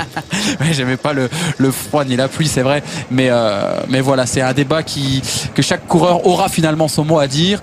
Et je pense que ça peut être très très long avant effectivement de sortir tel ou tel règlement. Alors, on revient dans la partie venteuse de ce parcours avec toujours deux hommes en tête. Vous les avez actuellement à l'image. Deux coureurs qui sont sortis il y a moins de 10 km en tout cas.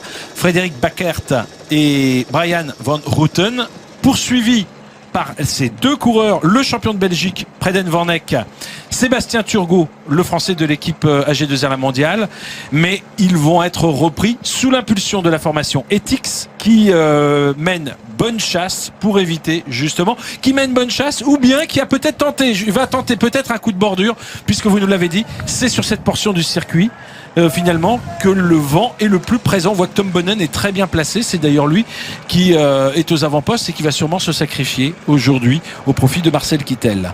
Tom Eke, il fait des efforts, hein. Il est devant, il est à la baguette, je pense que c'est le capitaine de route, ni plus ni moins que de la formation Etix sur cette course, et sans vraiment accélérer, on voit que le peloton il est très très très étiré, et il y a même des coureurs qui s'écartent parce que le vent est trop fort, et il y a surtout la pluie.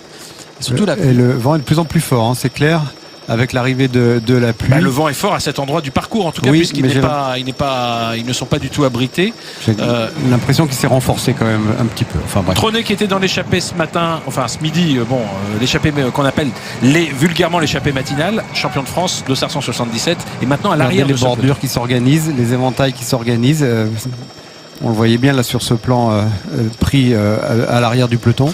Donc deux hommes désormais en tête, hein, les deux premiers attaquants, les deux premiers attaquants de cette dernière heure, alors que les deux contre-attaquants, Turgot et Van Eck, ont maintenant été repris et absorbés par le peloton. Bien écoutez, on va voir si cette accélération se prolonge. Non, visiblement, j'ai l'impression que l'on a passé la portion qui était exposée et que cette accélération a peut-être étiré le peloton. Est-ce que c'est finalement assez long pour, au cours d'un des deux derniers tours, provoquer une véritable cassure, Steve? Là, je me rappelle, on passe à un pont d'autoroute qui fait quand même assez mal aux jambes. Là, il y a encore une partie venteuse et on va bientôt tourner sur la droite où on va reprendre finalement un vent favorable. Mais là, on le voit pour les deux échappés, ils sont encore en plein vent. Hein. Oui, et c'est dur. Ça se bat, ça se lutte, ça bute. Il n'y a que 18 secondes d'écart. On le voit, il y a un bateau sur la droite, donc on est toujours le long du canal. Et à 5 km de l'arrivée, l'arche est passée. Alors 5 km, quand on passera ici dans le dernier tour, il restera 5 km. Il est certain qu'il faudra être dans les 20 premiers. Et malgré, encore une fois, qu'il reste 40 km, les équipes de sprinteurs... Regardez si ça ne fait pas déjà des petits dégâts, pardon. C'est sûr même. Je te coupe, mais vous voyez bien que la moindre petite accélération avec ce vent suffit à mettre en difficulté les coureurs qui ont déjà les jambes un petit peu lourdes. Le vent et la pluie même, hein, Eric, on peut dire, parce que bien souvent le vent c'est une chose, mais si on a la pluie qui nous fouette, on a aussi l'aspect psychologique là, qui rentre en ligne de compte. Et c'est vrai que pour ces coureurs, là on voit Johan Gen, Alexandre Pichot qui sont là, mais qui sont, je pense, en préparation pour Paris-Roubaix. Ils ont fait un beau Tour des Flandres également ce week-end. Voilà, ça pète, hein, tout simplement ça. Des coureurs sont en train de se faire distancer sous l'accélération il y a quelques instants de l'équipe Etix. On voit Nikolai Mirailov qui est là également et qui s'est fait distancer, le champion de Bulgarie. Et Stannard aussi, Yann Stannard qui était distancé. Lui qui aime normalement plutôt la pluie et le vent. Est-ce qu'on peut être raisonnablement inquiet pour Yann Stannard si on le voit distancé aujourd'hui? Ou est-ce qu'il a tout simplement la tête sur les pavés de Paris-Roubaix? Probablement, probablement. Il y a des chances, on va dire qu'il est plus là pour faire les kilomètres. Voilà, il pleut, ça va devenir glissant. Là, ça glisse. Ouais. La plaque d'égout, la peinture. Il y a souvent des chutes ici, je me rappelle, puisque j'ai fait... On va croiser les doigts pour qu'il n'y en ait pas. Voilà, exactement. J'ai fait l'Escaut 6 fois. Et c'est vrai que ce virage droite dans le dernier tour, il est très très très très dangereux. Ça va souvent déborder sur le trottoir, sur la gauche. Regardez la prudence des coureurs. Ah bah oui, là vaut mieux. On connaît, hein. Ouais, la peinture. Ça se voit, hein, qu'ils sont sur les freins, quoi. Enfin, façon de parler, parce que faut être dessus, mais faut pas appuyer. Pas trop. Tout doucement.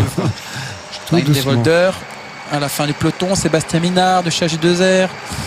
Et puis on voit également un coureur de la formation Fortuneo, Vital Concept, qui est à l'arrière de ce peloton. Donc pour eux déjà, rien que revoir la tête de peloton quand on est ici, vous allez voir, c'est assez compliqué puisqu'on va arriver dans une partie assez sinueuse justement pour aller rejoindre cette ligne d'arrivée. Et juste après la ligne d'arrivée, ce fameux petit secteur pavé sous un Porsche. Donc là, à la vue des images, ça a l'air d'être plutôt humide. Je pense qu'encore une fois, il vaut mieux être placé, il vaut mieux être dans les 30, 40 premiers pour ne pas dire les 10.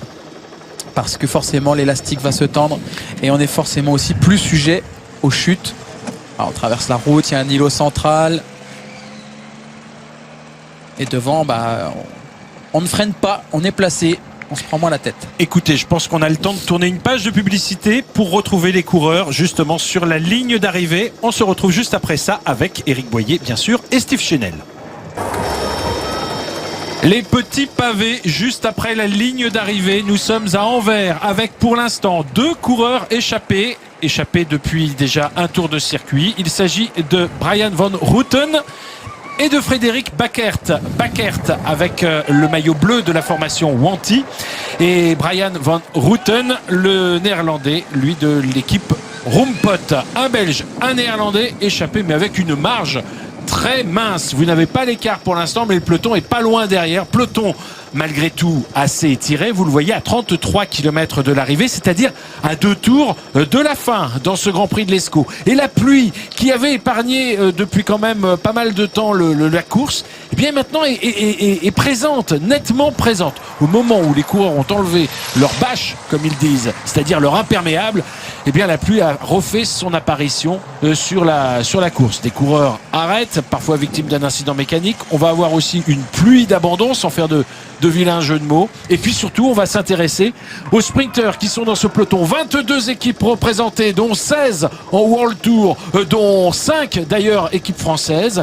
Et puis vraiment une présence de sprinteurs et à faire pâlir d'envie tous ceux qui rêvent d'un sprint massif. Yann Stannard ne va pas prendre de risques. Lui, il vise peut-être davantage Paris-Roubaix, mais il y aura dans cette équipe Elia Viviani qui espère bien s'imposer aujourd'hui justement dans le registre des sprinteurs. À nos côtés, Éric Boyer et Steve Chenel pour vivre le final. Il n'y aura plus d'interruption, le final de ce Grand Prix de l'Escaut que l'on a décidé aujourd'hui de vous appeler, de renommer, le championnat du monde des sprinteurs. Qui d'Alexander Kristoff, de Tom Bonnen, d'André Greipel, de Mark Cavendish ou d'Elia Viviani. Sans oublier Peter Sagan, le champion du monde en titre, qui parmi ces coureurs va réussir à s'imposer. Eh bien la réponse, ce sera probablement d'ici 45 minutes environ.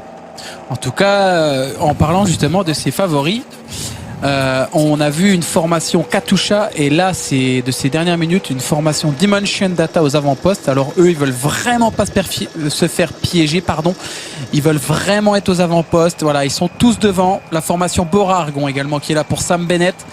Voilà, ils sont devant, ils vont prendre les trajectoires qu'ils veulent, ils vont pouvoir également se placer comme ils veulent. Et Mark Cavendish, il annonce vraiment la couleur. Il a besoin de gagner, exact. Il a vraiment besoin de gagner. Mark Cavendish qui depuis le Tour du Qatar effectivement n'a pas été toujours à la hauteur des espoirs de victoire qu'on croyait qu'il était en mesure de réaliser. Et là effectivement avant Paris-Roubaix, je pense qu'il a besoin un petit peu de se rassurer et faire travailler surtout ses équipiers pour l'emmener sur le sprint. Bramayer, Heysel, Farrar, Cavendish, c'est sûr que ça peut rouler très vite, ça peut emmener très fort. Et c'est vrai que Mark Cavendish qui n'a pas son poisson pilote habituel, Mark Renshaw, sera quand même là. Et Peter Sagan, lui vient faire quelques efforts devant. Et ça se trouve, il replace son petit frère qui est là également aujourd'hui. Oui, il est toujours devant. Sagan, mais c'est vrai. n'oublions pas que dans cette équipe, il y a également Eric Baska qui sera peut-être bien le sprinter attendu à l'occasion de ce final, puisque Baska a quand même été capable de briller, rappelez-vous, sur la classique de Hanzam. Il a tout simplement pu s'imposer. Il y avait ce jour-là quand même pas mal de bons sprinters, donc il faudra aussi le surveiller. J'ai l'impression, je sais pas, on n'a pas parlé avec les gens de Tinkoff, mais que si Sagan ne prend aucun risque aujourd'hui, Baska, lui, a la permission pour prendre tous les risques. Face aux sprinteurs que l'on a cités, ça paraît peut-être quand même audacieux, je vous l'accorde. Il faudra appeler Oleg, lui demander ce qu'il pense de son sprinter Oleg Tinkoff. Écoutez, en tout cas, parmi les sprinteurs que l'on a cités, il y en a un qui semble faire l'unanimité, c'est Marcel Kittel. Marcel Kittel qui appartient désormais à l'équipe Ethics et pour laquelle on peut compter sur les Tom Bonnen et Matteo Trentin pour l'emmener dans les meilleures conditions dans le final. Stéphane Garabed, notre reporter, l'a rencontré. Écoutez bien ce que va dire Marcel Kittel. Ses propos sont furieusement d'actualité à 29 km de l'arrivée. Normalement, ce n'est pas une course très difficile. Toute la difficulté se trouve à la fin du parcours, dans le dernier tour. Il faut alors être en bonne position avec le reste de son équipe et à la fin montrer ce qu'on a dans les jambes. Et cela fait que cela va être une bonne course où chacun va vouloir démontrer à quel point il est rapide. Tout va se jouer dans le dernier tour alors. Tout va se jouer dans le dernier tour. Est-ce que si l'on veut éviter un sprint massif, est-ce que c'est pas dans le dernier tour? On nous pose la question avec le hashtag Vélo21. Est-ce que des finisseurs existent encore dans ce peloton? Quand on parle, je me rappelle à l'époque lointaine où Éric Boyer était un grand coureur, on disait est-ce qu'il n'y a pas un kilomètre-heure dans le peloton pour faire la borne, comme on disait? Il y en a un. C'est comme c'est Lara, tout de même. C'est le meilleur. C'est le seul. S'il veut le faire, c'est le meilleur, celui qui peut le faire. Voudra-t-il le faire? Voilà. Parce qu'avant, on va poser la question également à un manager général d'équipe. On en a un en ligne, c'est Marc Madiot. Marc, bonjour. Bonjour. Vous êtes le manager général de l'équipe FDJ et on s'interrogeait, est-ce qu'on peut gagner sans un grand sprinter le Grand Prix de l'Escaut aujourd'hui? Vous voyez à qui je fais allusion? Il faut des grands sprinters, mais on peut.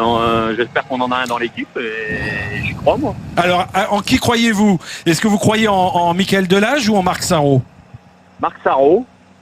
C'est vrai, Marc. Sans hésitation. L'an dernier, il a terminé 4e. Il était né au pro et il était au coude à coude avec Christophe jusqu'à une centaine de mètres de la ligne d'arrivée. Donc, je pense qu'il a progressé. Si on arrive à le déposer où il faut, comme il faut, il sera dans le match, vous allez voir. Marc Sarrault, effectivement, qui représente un espoir français certain du sprint. Vainqueur l'an passé d'une course, c'était sur le Tour du Poitou-Charentes. Une étape remportée donc en plein été. Est-ce qu'il vous a donné des signes rassurants ces derniers temps? Oui, pour moi, il a fait des bons sprints aux 3 jours de la panne. Il était assez loin au démarrage des sprints, mais il a fait. Donc l'objectif, c'est vraiment de le déposer parfaitement aux 200 mètres. Et si on y parvient, il sera dans le classement. 6e, effectivement, lors de la 3e étape. 5e de la classique Loire-Atlantique. Les 3 jours de la panne, il y avait du beau monde d'ailleurs, non? Il y avait pas mal de ces sprinteurs que l'on retrouve aujourd'hui. Il y avait Viviani, il y avait Kittel. Il y avait Christophe. Pour faire des bonnes sprints. Oui, Christophe, également. D'une manière générale, donnez-nous des nouvelles aussi d'Arnaud Démare, puisqu'on sait que pour lui, le grand rendez-vous fixé, désormais, ça reste quand même Paris-Roubaix. Ouais, on fera le point entre ce soir et demain pour savoir s'il peut s'entraîner déjà. C'est pas de chance de vous appeler cet après-midi alors? Vous appelez trop tôt. C'est vrai parce que Ce que je peux vous dire, c'est que pour le moment, il a fait des radios, il n'y a rien de cassé. Ce matin. Il se plaignait des côtes, il se plaint toujours des côtes, donc on va dire une chance sur 2 d'être au départ de Roubaix. J'imagine qu'il était très déçu après sa chute sur le Tour des Flandres. Est-ce qu'il faut être inquiet selon vous pour ce coureur? Est-ce que cette chute l'a atteint moralement? Moralement, il est plutôt dans une situation favorable en ce moment. Il a fait un très beau début de saison, donc les péripéties que l'on rencontre sur les courses à travers les chutes ou les incidents, ça fait partie du métier. Hein. Donc quand on a ce type d'incident, qu'on a déjà eu des résultats, c'est plus facile à digérer que quand on n'en a pas eu et qu'on est en forme et qu'on sent qu'on ne peut pas en profiter. Donc là, écoutez, on verra, on donne 24-48 heures de réflexion et on verra comment ça évolue. On ne va pas prendre de risques, ça c'est sûr. Pas prendre de risques, c'est valable aussi pour les coureurs qui sont aujourd'hui engagés dans le Grand Prix de l'Escaut? Ah non, aujourd'hui on fait le sprint. D'accord, j'avais bien compris. Bon, ça se passe. En plus, ça se passe pas trop mal avec vos néo-pros, vos jeunes coureurs professionnels. Marc Sarrault, c'est sa 2e saison. Marc Fournier a gagné hier sur le circuit de la Sarthe. J'imagine que à distance, cette victoire vous a fait plaisir. Oui, d'autant plus qu'elle était assez inattendue. Il a 6 jours de course dans les jambes, 3 ou 4 abandons. Une fois une course terminée, lâché du peloton, et comme disait Yvon, il a jamais fini dans le peloton, mais il a réussi à en gagner une. Donc vous voyez, c'est quand même assez particulier, mais c'est très inattendu. Mais c'est un coureur de caractère qui a de l'envie, de l'ambition, et puis qui visiblement a quelques belles qualités. Eh bien voilà, on a hâte de les découvrir. Merci Marc Madiot, et on va suivre évidemment la FDJ dans cette fin de course ici sur le Grand Prix de l'Escaut, où l'on rappelle qu'il y a 5 équipes françaises engagées. la FDJ, mais aussi AG2R, Fortunéo Vital Concept, AG2R la mondiale, Fortunéo Vital Concept, Direct Energy et Cofidis. Voilà donc en ce qui concerne les chances françaises. Enfin, on en a parlé, mais on sait quand même qu'elles sont assez réduites. N'en déplaise à Marc. Si tout à l'heure, un autre Marc Sarraud, son jeune coureur, s'impose, ce sera quand même une grosse surprise vu la qualité du plateau présenté. Est-ce que Marc Madiot vous a convaincu, Éric Oui, Boyer ? il m'a convaincu pour la simple et bonne raison qu'il n'y a pas eu de course. C'est-à-dire que vraiment, aucun des coureurs capable d'aller gagner au sprint a dû faire des efforts. Vous savez, souvent quand on arrive au bout de 200 km, il y a aussi un phénomène de fraîcheur qui compte. Là, franchement, il n'y a pas eu de course. La course, elle a été facile, ça a vraiment roulé doucement, ça roule pas très vite encore, même si on est à 25 km de l'arrivée. Donc effectivement, il y a vraiment une chance pour tout le monde et aussi, évidemment, pour ceux qui sont pas les tout meilleurs et qui peuvent du coup rivaliser avec les favoris. Mais s'il n'y a pas eu de course, il n'y a pas eu de course non plus pour les grands favoris. Non plus, en effet, je suis tout à fait d'accord, mais c'est pourquoi il y a une inconnue qui fait que il peut y avoir une révélation par rapport à la circonstance de course qui fait que il y a quand même pour la possibilité pour beaucoup de coureurs qui d'habitude sont justement au bout de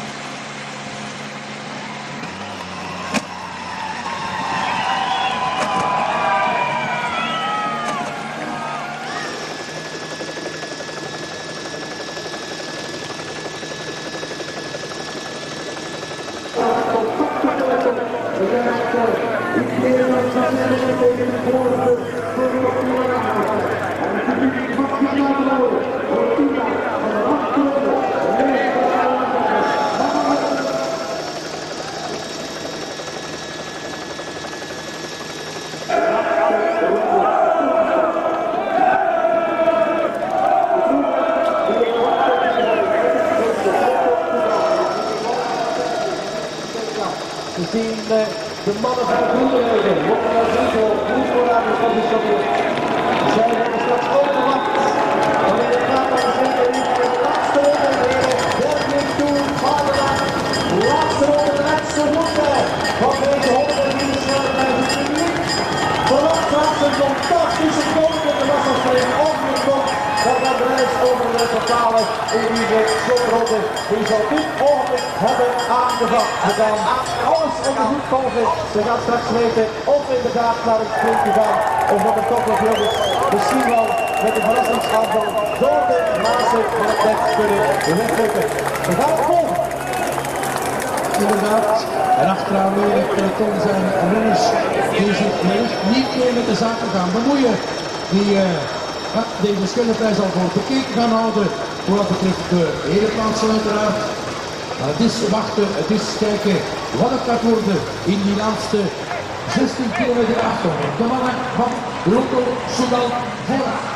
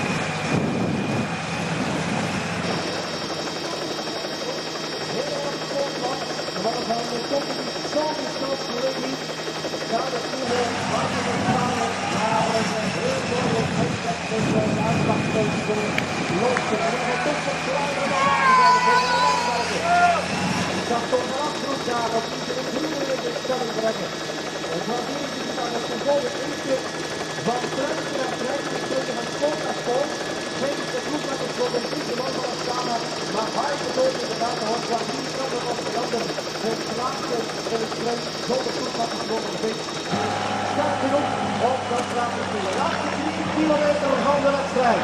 3 kilometer nog. Grijpel zit goed. Grijpel zit heel goed. We zien Charles nog. We zien Sieberg nog. En dan Grijpel. Dus het komt zich dan.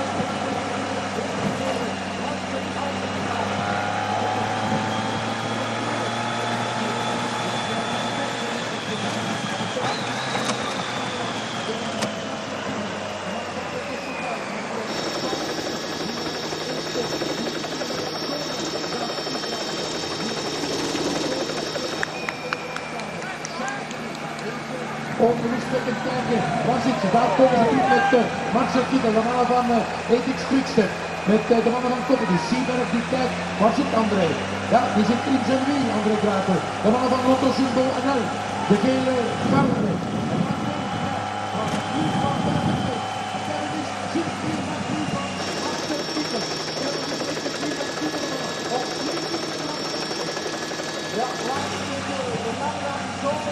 Waar het gesmalt, waar ze zeker het rijke gedeelte van de weg van de schikking hebben, waar opschuiven uit de boom is, die dus niet inbieden, tot 20 mag misschien wel gaan vergeten.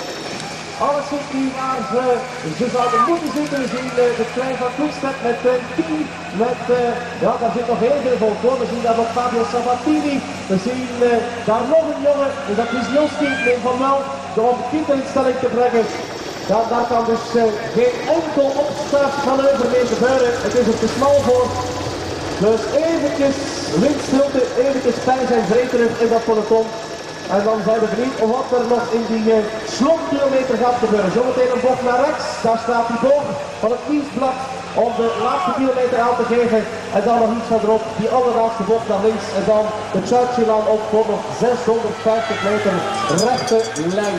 Teuns is op komst hoor. Ik zie daar het kopje van Edvard Teuns, Storycraft 2, remember. En we gaan die voorlaatste bocht in. Voorlopig gaat alles goed, Willy. Ja, inderdaad, 1 kilometer voor de aankomst. 1 kilometer nog, 1000 meter Westeros. Voor te weten wie de opvolger van Alexander Kristoff gaat worden. De mannen van Quickstep, goed geplaatst. Maar we zagen er ook terug één mannetje van Mark Cavendish. Cavendish de vriend van Marcel Kittel. Daar nu is. Ze draaien naar nu. Ze draaien achteraan. Wie gaat er worden? Stuk is al vooraan hoor. De mannen van Quickstep. De mannen van Quickstep nu.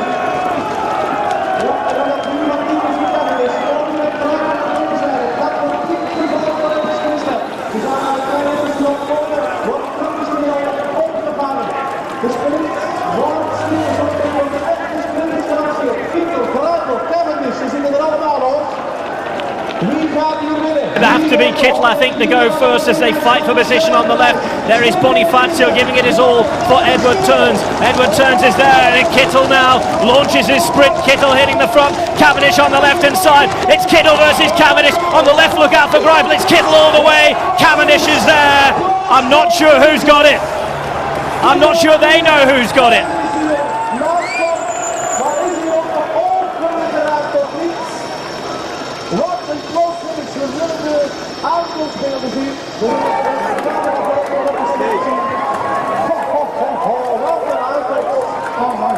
Het is Marcel Kittel, dames en heren.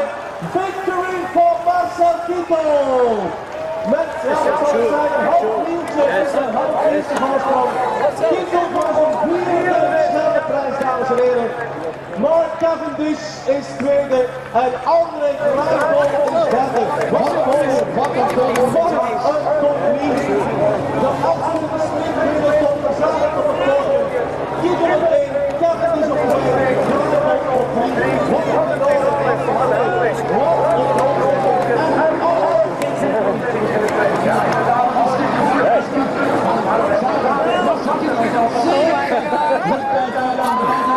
Gedwongen door zijn ploeg daar.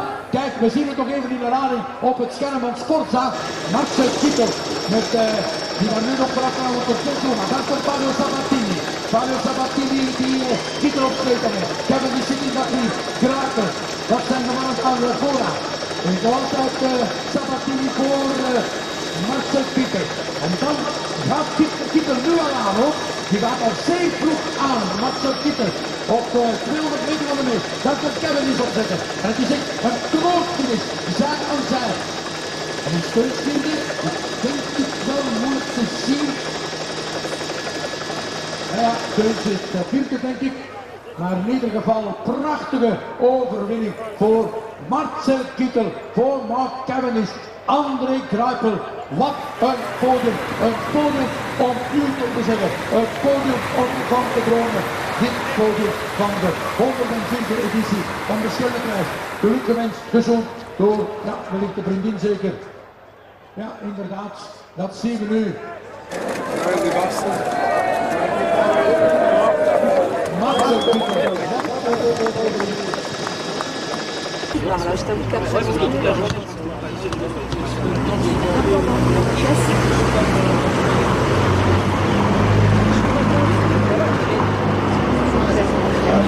essayer de récupérer mon présentateur. C'est dans combien de temps?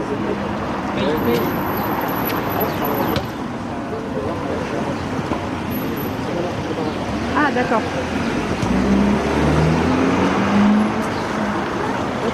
Je sais pas si tu es arrivé dans la réponse, mais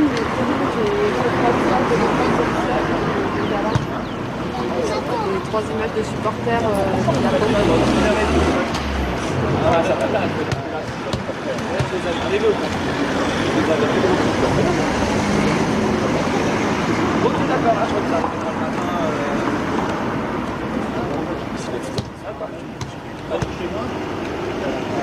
Et en fait, il faut leur pas à l'intérieur, là, encore.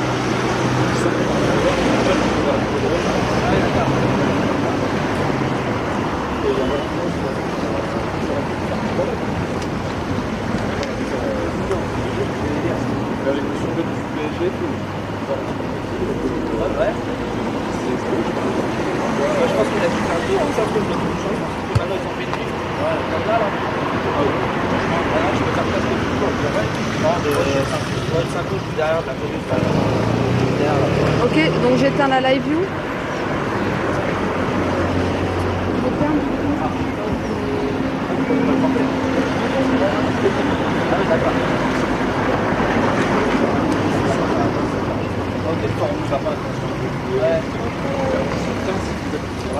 Ok, ok.